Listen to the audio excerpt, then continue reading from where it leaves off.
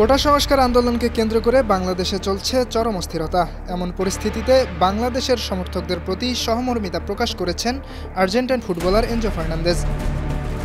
বিশ্বকাপজয়ী এই মিডফিল্ডার সামাজিক যোগাযোগ মাধ্যম ফেসবুকে একটি ছবি পোস্ট করেছেন, যেখানে দেখা যায় লাল কাপড়ে একটি শিশুর চোখ বাঁধা, পেছনে বাংলাদেশের পতাকা। 23 বছর বয়সী এই আর্জেন্টাইন ছবিটির ক্যাপশনে লিখেছেন, আমার সকল বাংলাদেশি অনুসারীদের জানাচ্ছি, আমি তোমাদের কথা শুনি এবং তোমাদের জন্য প্রার্থনা করি।